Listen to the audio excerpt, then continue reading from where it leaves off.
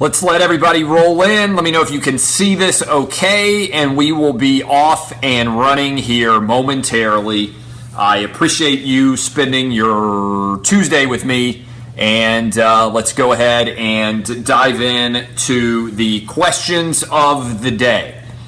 Let me go here. 3, 2, 1. Welcome into Outkick the Show. I am your fearless leader, Clay Travis.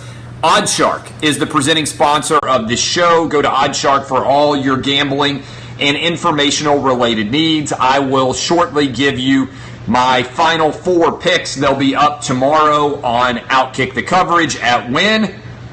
Noon, motherfuckers. You will be able to get my picks then. You'll be excited to be able to find them, and I hope that you guys will enjoy them as such.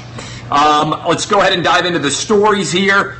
There's a good question off the top. Is my wife pissed about talking about Colin Kaepernick so much? My wife rarely says this. This weekend on Saturday, we were eating dinner in the house, and she said, I got to tell you something. She said, I got to tell you something. I was jogging. She's training for a half marathon. She said, I was jogging, and I listened to your show, and I have never heard of anything more boring than the continued talk about Colin Kaepernick. She's only commented on me having boring topics once before in the history of the show, and that was when she decided that conference realignment was the most boring topic of all time. So I put it up online, and I said, would you guys like me to stop talking about Colin Kaepernick?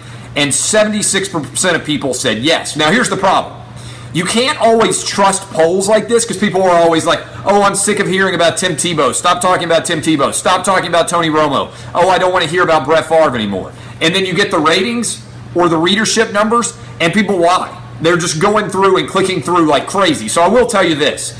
Colin Kaepernick rates really well on Outkick. Every time that I write about Colin Kaepernick, 100,000, tens of thousands, like huge crowds come in to read.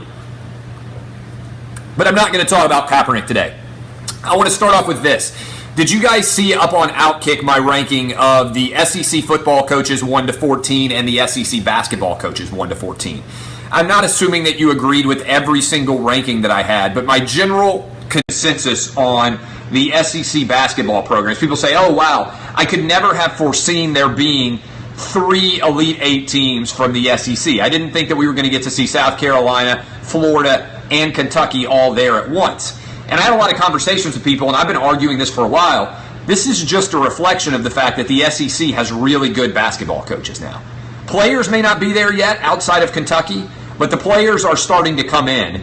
And the overall quality of SEC basketball coaches is flat out incredible, right?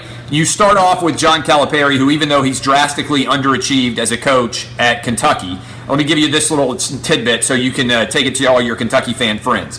In the last 9 years on Cal, in the last 9 years, if North Carolina wins the title, then both North Carolina will have won 2 and Duke will have won 2 titles. 4 of the last 9 championships. Each of them will have won twice. Okay? Those 2 teams combined, North Carolina and Duke, have the same number of draft picks as Kentucky by itself over the last 8 years. Did you get that stat? John Calipari in 8 years so far has 28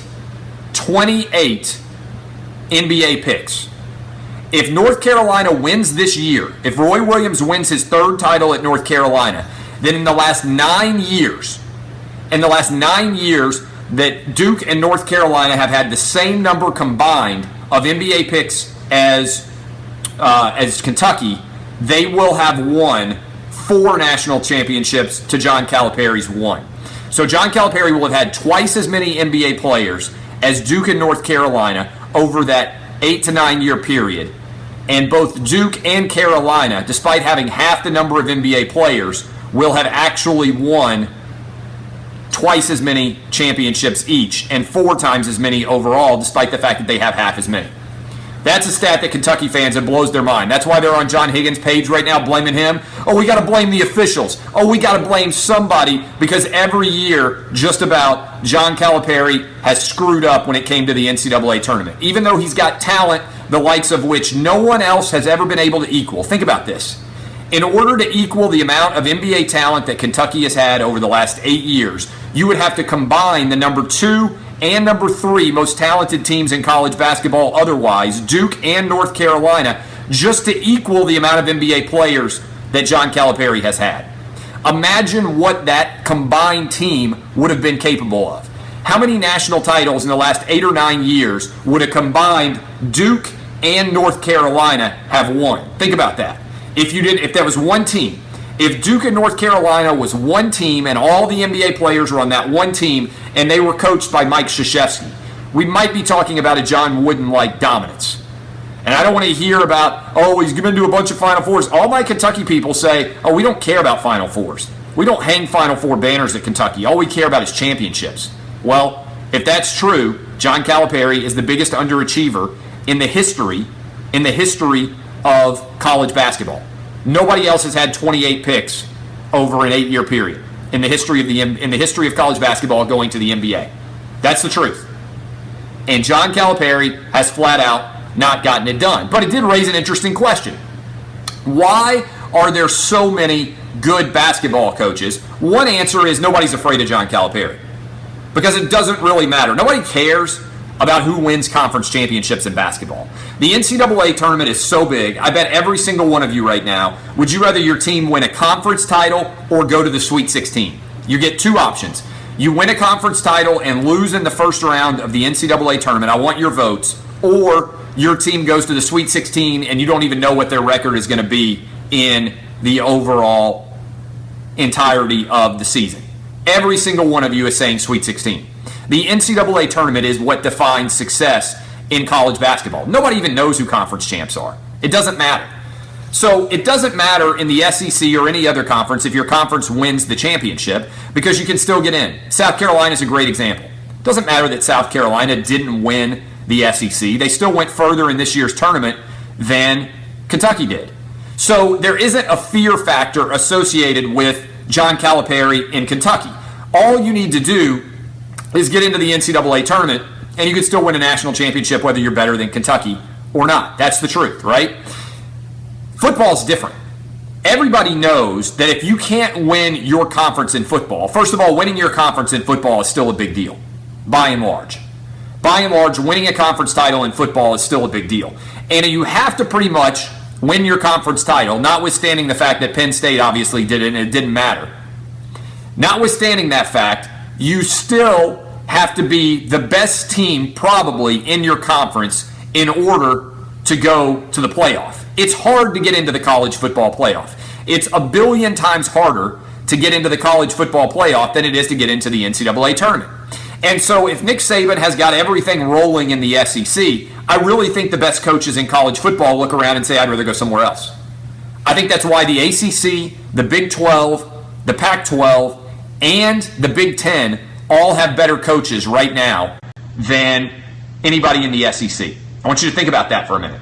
Everybody out there in the rest of college football now has better coaches than they do in the SEC. Who is the second best coach right now in the Southeastern Conference? Tell me who the second best coach is right now in your opinion in the SEC. Saban is clearly number 1. Who's the second best football coach in the SEC?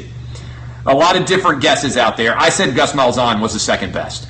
I said Gus Malzahn was the second best because he's the only other coach right now in the SEC who has won a conference championship and has played for a national title. He's by far got the best resume. Dan Mullen, no way. He's got a losing record in the SEC right now. Dan Mullen, in 8 years at Mississippi State, I think he's a good coach. But in 8 years at Mississippi State, did you know that Dan Mullen only has 1 winning season in the SEC? Think about how crazy that is. He went 6-2 1 year. Every other year, the best year he's had is 4-4. And most of his years have been losing seasons. So you think about that. And by the way, Dak Prescott, pretty good. Maybe that year he should have been a little bit better than he was. And so you think about that, and there isn't a bench at all. You think about the quality of the Big Ten. Right now, Urban Meyer, Jim Harbaugh, Mark D'Antonio, despite the fact that this wasn't a good season, and James Franklin would all be the 2nd through the 5th best coaches in the SEC if they were there. Bobby Petrino, Jimbo Fisher, and Dabo Swinney would all be top 5 coaches in the SEC, probably 2, 3, and 4. And you know who else might be there? Mark Richt, who's putting together an incredible class right now. I don't know if you've looked at the 247 recruiting class rankings lately. They kind of do this composite. Mark Richt is putting together an incredible class down in Miami right now, and it would be perfect Georgia luck if Mark Richt ended up winning a national championship at Miami after Georgia fired him. That's Georgia to the nth degree, right? If Mark Richt goes down to Miami and then wins a national championship after the Bulldogs kick him away, the only thing that could make that better is if he played Georgia in the national championship game and beat them after having gotten kicked down to Miami. That is quintessential what's going to happen at Georgia. Why does that happen? Why is there this distinction now? Why is SEC basketball so good from a coaching perspective, 1-14, and why is SEC football so bad, 1-14? I think it's that. I think it's that you have to win your conference in football in order to get a championship. Pretty much. I know Ohio State got in. I know Alabama's done it before. But pretty much it's going to be hard to be a second team and get in from the same conference. You pretty much have to be the best team in your conference. In order to pull that off, you have to beat Nick Saban right now. And I don't think there's anybody out there who thinks they can do it. That's why the Big 12. Big 12's got better coaches. Bob Stoops. You go with no doubt, look, Bill Snyder has been incredibly successful. You go with Gary Patterson at TCU. And before they kicked Art Briles to the curb, Art Briles is better than anybody else. And you still have that, kind of collection of really, really good talent. Mike Gundy, all 4 of those guys, I would argue again, would be 2, 3, 4, and 5 in the SEC right now. There's no depth to the SEC coaching roster. And one of the reasons is because everybody has been unwilling to do good is not good enough. Remember back in the day, Tennessee fans, when Phil Fulmer was going to get an extension after going 8-4, they were like, this is crap. We're not an 8-4 program. In fact, the AD, Mike Hamilton at the time, had to actually come out and say, look, we are not an 8-4 program. He had to actually say those words. And then what happens? Butch Jones finally, after several years of futility, gets Tennessee to 8-4, and Tennessee fans are ecstatic. They want to put a statue up to Butch Jones because you get used to losing to such an extent that 8-4, and then you go beat Northwestern in the bowl game and go 9-4 starts to look like a really impressive accomplishment. Well, Georgia forced out Mark Richt, most successful coach since Vince Dooley. LSU forced out Les Miles. They replaced them with Kirby Smart and Coach O. Tennessee forced out Phil Fulmer, most successful coach since General Neyland, and replaced him with Lane Kiffin for a year, Derek Dooley for 3 years, and now Butch Jones for 4. And what's happened? Nobody has even come close to replicating the success that Fulmer had. We'll see whether Kirby Smart can do it at Georgia, and certainly I have zero faith in Coach O doing it at LSU. Why does that matter? Because the analogy that I've been drawing, and I think a lot of you need to buy into, is that right now Nick Saban is Michael Jordan. Nick Saban, in the last 12 years in which he has coached in college football, has won 5 national championships. Think about it. And just about every one of those years, with the exception of the first year at Alabama, not only has he been in the mix, he's been really close to winning the national championship in all those other years too. Year 2, what happens? He loses to Florida, which wins the national championship in the SEC title game.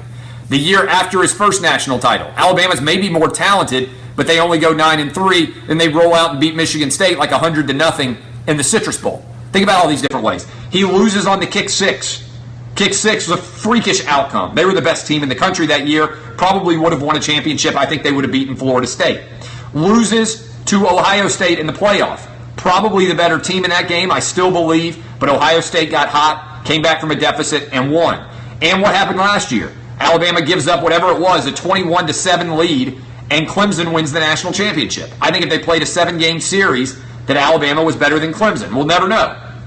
But Nick Saban has been in the mix every single year, and when Alabama has lost, whether it's the kick 6 or the Hunter Renfrow catch with 1 second left, it has almost always been a gut check, debilitating defeat. Here's a stat for you. Alabama has not lost by double digits in a regular season game since Stephen Garcia was quarterback at South Carolina. How amazing is that statistic? How amazing is that statistic? The last time that Alabama lost a regular season game was on the road against South Carolina, and in that game, Stephen Garcia was still the quarterback, whatever year that was. Is it like 2010? It's been 7 years since Nick Saban lost a game by more than a touchdown. So, You think about that. You think about how amazing that performance is. Everybody's terrified of Saban. And as a result, in trying to beat Saban, good has not been good enough. Another good stat for you to share. The only time that a coach with a 75% winning percentage has ever been replaced, and been replaced by a coach who wins at a higher rate, 750 is incredible. 750 winning percentage would put you at top 3, 4, or 5 in the history of college football. Okay? Tennessee's top 10, I think they have like a 70% consistent winning percentage, number 2 in the SEC. 75%. Fulmer was 75%. Les Miles was about 75%, and Mark Richt were all 75%. So was, by the way, Mac Brown at Texas. Only time in history that I can find where a coach with a 75% winning percentage was replaced and ended up with somebody more successful. Guys know it. You may know it in the comments. Jimbo Fisher over Bowden. That's the only time. Think about how crazy that is. So fans like to believe that if you replace a historically successful coach, that you're going to follow it up with somebody who's more successful than that historically successful coach. The odds are against you.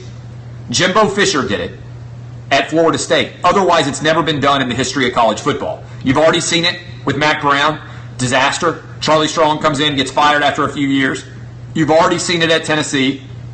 We'll see what happens at Georgia. Not a great start for Kirby Smart in his first year. Going to be tough to get back up to 75% winning percentage. We'll see whether or not it can happen. It didn't happen with, now I'm talking about being fired. Being fired. Now there's sometimes guys have left and other guys have come in, but it's almost impossible to do that too. Even a guy like Steve Spurrier who leaves and goes to the Washington Redskins. It was a disaster. You don't want to be typically the guy who replaces the guy. You want to be the guy who replaces the guy that replaced the guy. That's typically the guy you want to take over for. When everything is humming, you don't want to come in. Now, Larry Coker tried it at Miami. They didn't fire him again. A lot of times guys might leave for a better job, but I'm talking about getting fired. It's a great statistic to keep in mind. Okay, let's talk about Jay Cutler's ass. Jay, go read that article, by the way. If you're hankering for some college football talk, go read my article, which is up on the front page of Outkick the Coverage right now. You can go read it, my ranking of SEC football coaches 1 to 14, as well as SEC basketball coaches, and my argument for Nick Saban turning the SEC into a basketball conference. All right, let's talk about Jay Cutler's ass. I got to be honest with you. That's a great ass. I didn't know Cutler had that ass in it. I saw that picture, Jay Cutler just wearing the watch. Remember to go get a movement watch? I was sitting there looking at it, and I was saying, damn, that's a really good-looking ass. I didn't know that Jay Cutler had an ass like that in him. I really didn't. I knew Kristen Cavallari had an ass in her like that. Hell, I watched Laguna Beach. I know all about that show. I loved it. I know Kristen Cavallari has a great ass. But man, got to be honest with you. I did not think that Jay Cutler had that ass. Now, I got a couple of questions. I want to get Jay Cutler on the show. I think there's a decent chance Cutler gets on the show now that he's moving back to Nashville. Welcome back to my hometown of Nashville, Jay Cutler and Christian Cavallari. I think that they're probably going to get back on the show. I think that at some point I will get Cutler on the show. I want to know two things. Was that the first picture, or did he get ass approval on the picture? My buddy Alan Bean asked me that question on Twitter. You can see me retweet him. Did he get ass approval? Was that like the 4th or 5th different ass pic that they took before he was like, okay, I like that one? And was there a filter at play there? This year, I might have to get a Cutler ass pic taken. I might have to get a Cutler ass pic taken and put it out for everybody to see. Because I think I've got a decent ass. I don't think it's Cutler ass level, but I think it's pretty decent. Vote. Do you think that that was the first picture that Kristen Cavallari took of Jay Cutler's ass, or do you think he gave ass approval on that picture and she took multiple ass pictures? I definitely benched 225. You guys have seen the video. I put the video up. Multiple picks, no first pick, a lot of different reactions. A lot of different reactions. I got a text message coming in. Let me go ahead and check, see what people are texting me about. Everything's good. Definitely got approval there. Jay Cutler, I will say this. I did it on the show this morning. Isn't it interesting how I'm the only person in the sports media pointing out that Jay Cutler is still a free agent too? Everybody's running around talking about how Colin Kaepernick's being discriminated against and how nobody's treating him fairly. And I'm the only guy out there saying, wait a minute, isn't Jay Cutler also a free agent? Why has no one mentioned the fact that Jay Cutler is a free agent? This is a guy who signed a $100 million contract too. This is a guy who took his team to the NFC Championship game and may have taken him to the Super Bowl if he hadn't gotten injured. This is a guy who's only 33 years old and is a prototypical pocket-style passer. So if you wanted a backup or you wanted a guy to run a traditional NFL offense, Jay Cutler is your guy. Nobody signed him either. Why is nobody talking about Jay Cutler? Everybody is focused on Colin Kaepernick. I think my guy Jason Martin on the show this morning said it. I think he pointed it out because there's so many liberal people in the sports media who want a white knight for Colin Kaepernick. They want to run around for Colin Kaepernick saying, oh, this guy's being mistreated. He's not being treated fairly. Look at his stats. Everybody else is getting signed. And to their credit, ESPN finally came out with a story where they said, wait a minute, Colin Kaepernick's demanding $9 or $10 million a year. Kind of a record scratch moment. EJ Manuel signed for $800,000. Geno Smith signed for like $1.5 million.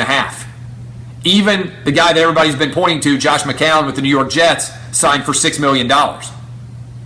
Isn't that kind of intriguing that nobody was actually out there pointing out the reality of this, which is that Jay Cutler is trying to get way more money that Colin Kaepernick's trying to get way more money than the market will bear? There are a lot of factors here. There are more factors at play than Colin Kaepernick's black and he took a knee on a protest. There's the fact that Colin Kaepernick's not very good. I asked this question earlier. Some people were like totally offended by it. What's too much that's legal for a quarterback to do that you would not be comfortable having him represent you as a member of your franchise? In other words, I want you to think. Maybe you guys can give me suggestions that I haven't thought of. I put up the question, if Aaron Rodgers said that he was going to become a Muslim, would that be okay? And I think most people are fine. I don't think most people care about the religion of their quarterback if he's good. And I'm using Aaron Rodgers because I think he's the best quarterback in America right now. You guys can vote with me. Aaron Rodgers announces that he is going to embrace the Muslim faith. Is that okay? Would you be okay with your quarterback being a Muslim if he was as good as he is? Okay? Everybody's saying yes. Otherwise, you don't care. You don't care about religion. Yes. My wife is hot. Thank you very much. All right, so everybody out there says yes, they have absolutely no issue with it. All right, right now, Aaron Rodgers, best quarterback. I asked this question. If Aaron Rodgers became a Muslim and took the next step of saying he understood and sympathized with ISIS, would you be okay with Aaron Rodgers still being your quarterback? It's still legal. It's just his opinion. He said also that he is not supportive. See, I'd be fine with it. I don't have any problem with it at all. If he said that, I would say, you know what, I don't agree with you, but you're Aaron Rodgers, and I would rather my team go to the Super Bowl with an ISIS sympathizer than suck with Tim Tebow. That's the truth.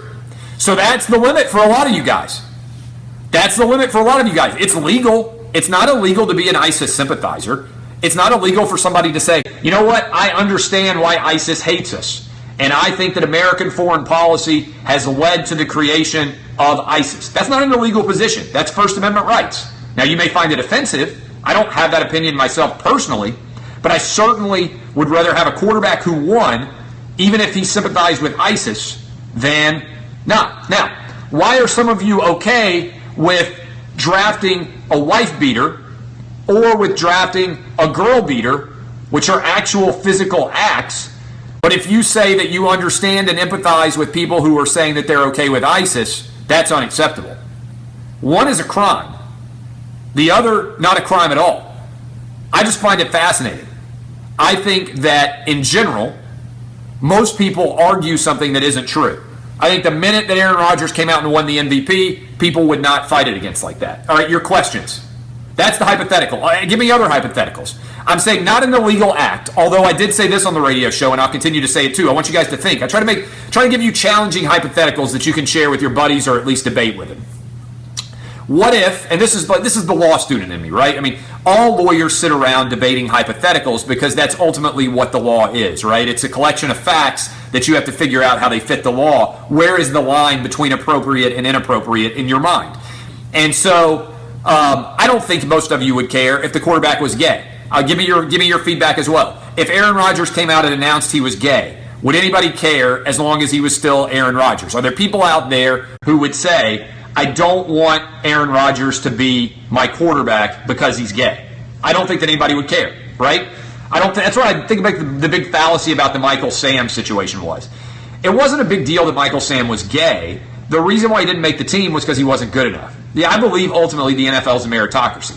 And I believe if you're good enough, and that's been my story from the get-go about Colin Kaepernick, if Aaron Rodgers took a knee because he was going to protest police brutality or whatever that Colin Kaepernick was trying to protest, he would still be signed everywhere. And it's not because he's white. It's because he's the best quarterback in the NFL. The standards are different for people who are really good. I said on the radio show this morning, think about Johnny Depp. What could Johnny Depp get away with on the set of the newest Pirates of the Caribbean movie versus what the lowest level PA on that set could get away with? If Johnny Depp says that he wants 3 pickles on his Chick-fil-A sandwich, and the PA shows up with Johnny Depp's sandwich, and it has only 1 pickle, he's probably going to get fired. If Johnny Depp puts his dick inside of that Chick-fil-A sandwich and walks around filming a video of himself dancing dressed as Captain Jack Sparrow with a Chick-fil-A dick sandwich, do you know what happens to him? Nothing. People laugh. That's the truth. The standard that you're held to of behavior in all life is predicated on your overall talent. Love to watch the show Billions. It proves how unequal everybody is, right? If you are filthy rich, you got good lawyers, you can get away with a lot more than a poor dude can. Most important color in this country right now ain't white, black, green, yellow, anything else. Sorry, it is green. It's green. You got money, you get away with anything. And so I'm trying to find the line. So I said, what if Aaron Rodgers took a knee and protested gay marriage? What if Aaron Rodgers took a knee and protested gay marriage? Would you guys be okay with Aaron Rodgers protesting gay marriage? Saying that he disagreed with the Supreme Court decision 5-4 that gay marriage was okay? Would you want him to represent your team? That's another form of protected speech. Again, I'm not talking about a violation. I will say this.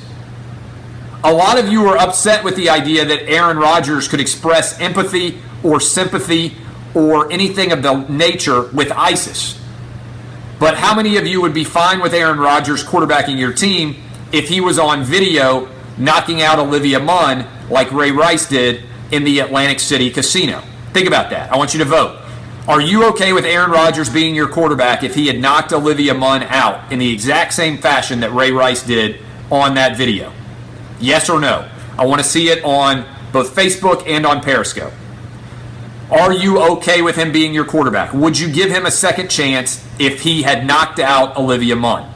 Some of you are saying, no, she's too hot. A lot of Olivia Munn fans out there. But a lot of teams would be fine with it. I think Aaron Rodgers would still be the quarterback of the Green Bay Packers.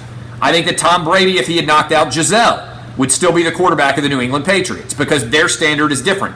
I said, and I maintain, the reason why Ray Rice is not employed has nothing to do with Ray Rice knocking out his girlfriend, then fiance, now wife.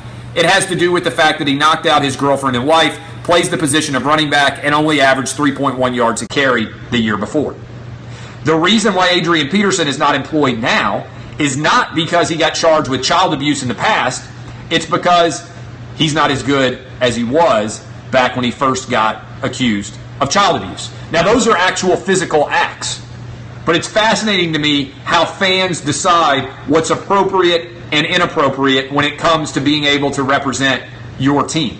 To me, Tyreek Hill punching his wife when she was pregnant in the stomach and representing the Kansas City Chiefs is more reprehensible than if Tyreek Hill were Muslim and said in an interview, I understand ISIS's motivation because of American foreign policy failings. I understand what they're trying to do, even though I don't agree with every act that they undertake. A lot of you would say, that's unacceptable. That's just a political opinion.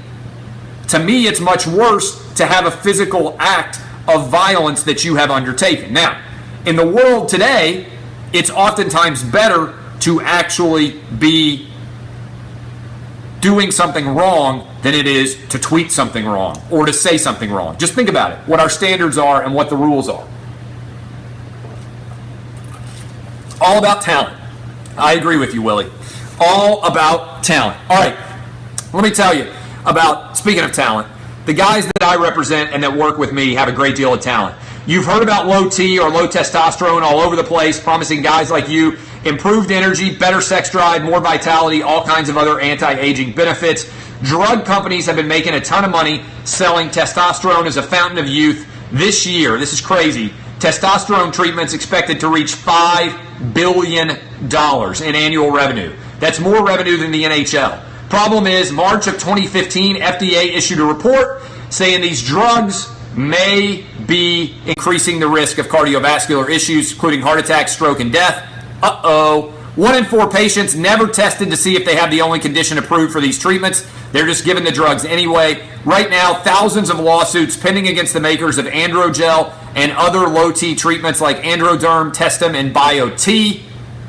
Let me tell you this right now. If you or someone you know have been taking testosterone treatments, suffered a heart attack, stroke, pulmonary embolism, or coronary artery disease, you need to go online to OutkickLaw.com.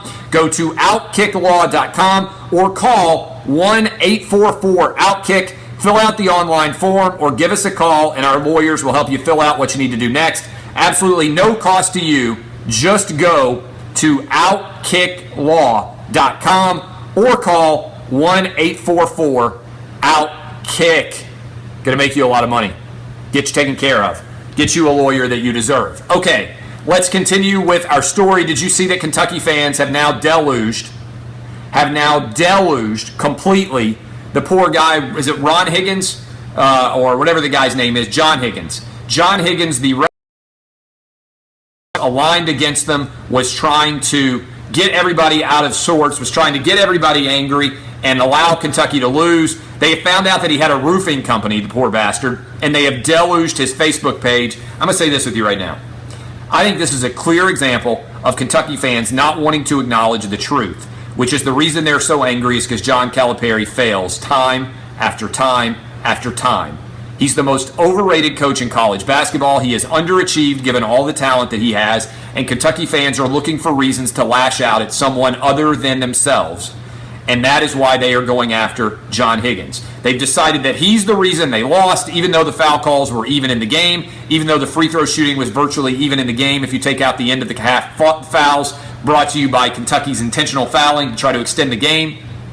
And every single year they riot. I don't understand why Kentucky fans riot every single year when no other SEC fan base ever riots. Bad collection of fans up there in Lexington that is allowing the idiot contingent of their fan base to drive all of the coverage. Again, actual Kentucky fans, I'm giving a pass here. Just like I say, Alabama has the 15%, and then they have the 85% that doesn't even know where Tuscaloosa is. Lexington is a beautiful town. My sister lived there for a long time. I absolutely love it. Love Keeneland. Love everything about the University of Kentucky and the people that can actually get into that school.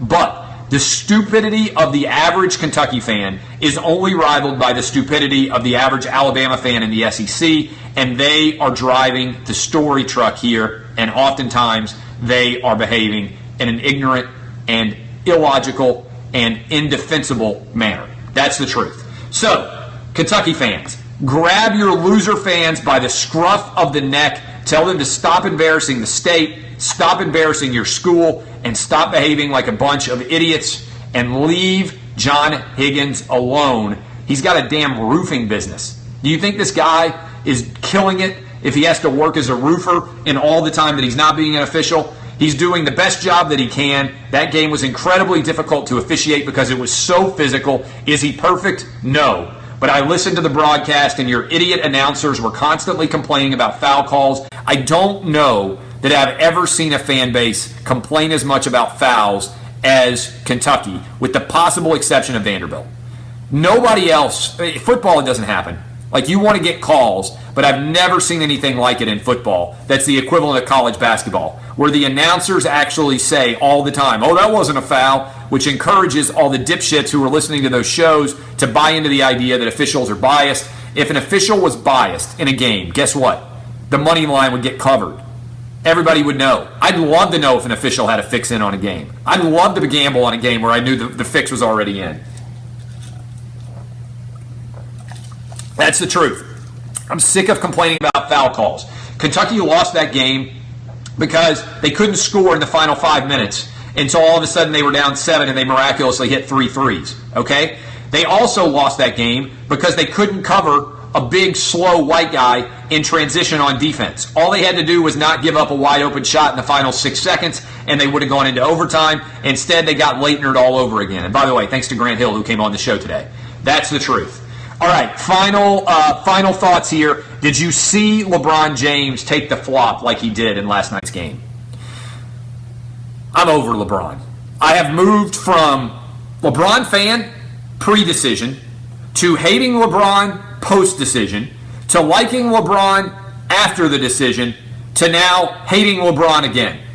I'm back to LeBron hate. Maybe I'll change during these playoffs. I don't think it. I am so over LeBron James being the king millennial, constantly emoting. The fact that this guy sends out 7 or 8 tweets that make no sense. Did you see that he used the phrase, and I can't believe he used this phrase, he used the phrase coated. What was it? What did he say? He said sugar coated, and he spelled it C-O-D-E-D.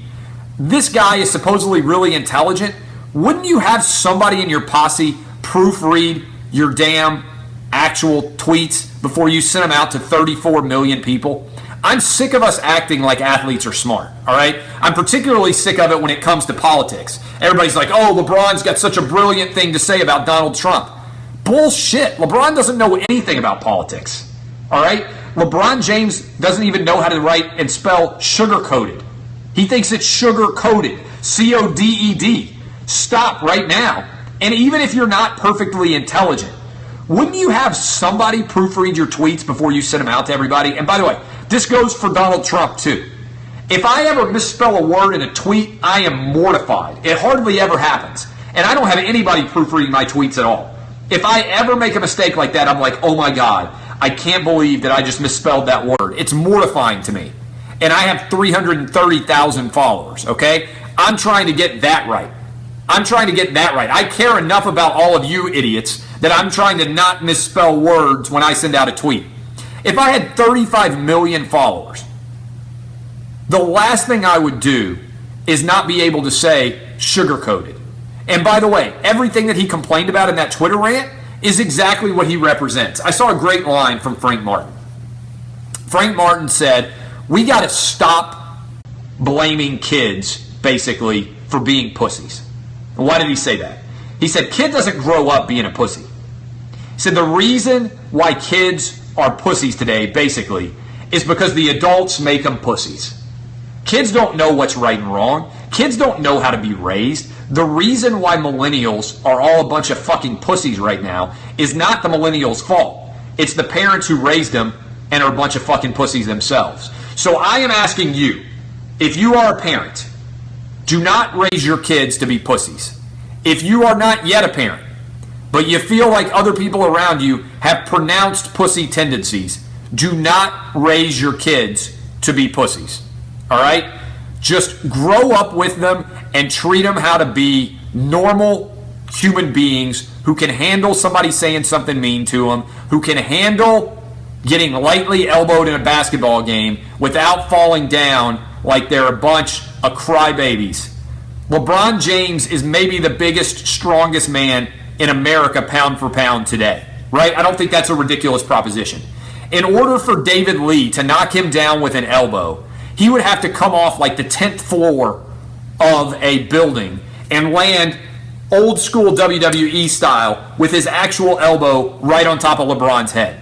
I don't believe it's possible for David Lee to knock LeBron James down with anything that he does to his back. This guy is the most ripped athlete in America today.